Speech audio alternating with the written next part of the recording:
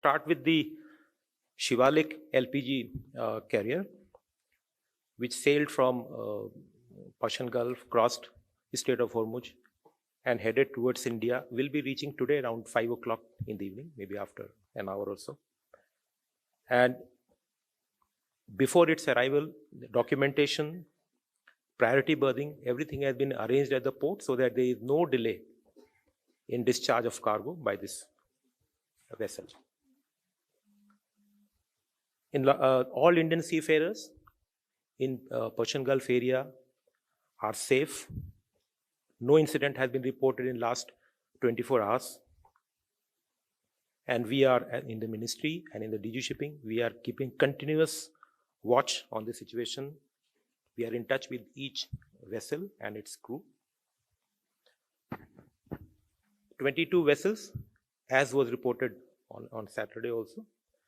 22 Indian flagged vessels with 611 Indian seafarers remain in the west of the Strait of Hormuz in Persian Gulf.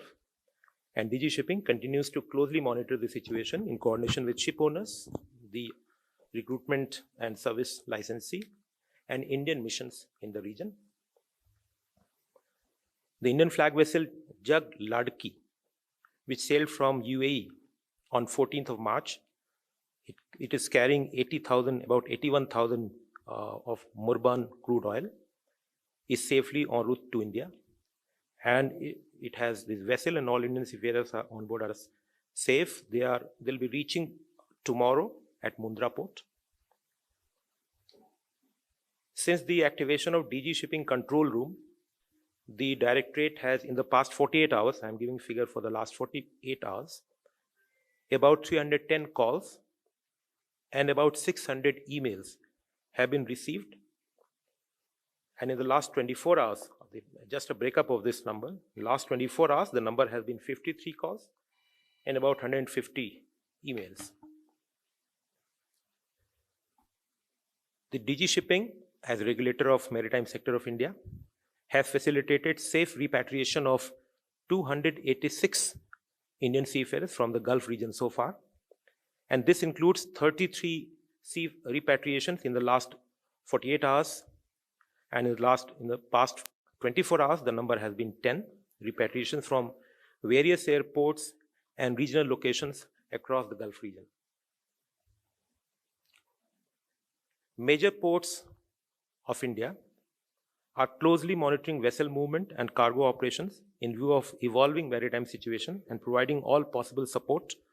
Some of the measures, the relief measures through policy and through initiatives of the ports, I have already narrated in the earlier briefings. One example I'll cite today. They are maintaining close coordination with the customs and other stakeholders to facilitate resolution of operational issues. For example, the Jawaharlal Nehru Port is providing temporary storage of laden containers destined for Middle East as transshipment containers. And that port has also provided 100% rebate on ground rent or dwell time charges and about 80% rebate on reefer container plug-in charges up to 15 days for containers originating from GNPA. Approximately 2,600 containers have been shipped to the Middle East during the last 5 days from this port.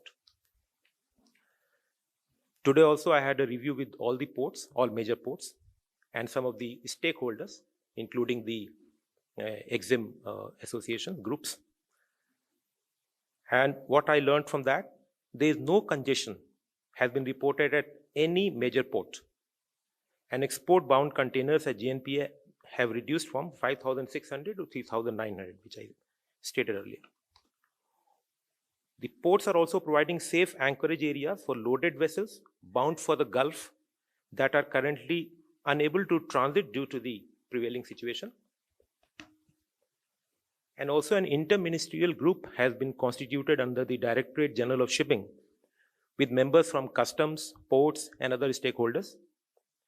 And the ministry continues to closely monitor the evolving maritime situation in coordination with the Ministry of External Affairs, Indian missions abroad, shipping companies, and other maritime stakeholders. This is in order to ensure the safety and welfare of Indian seafarers while maintaining continuity of maritime trade and port operations. Thank you.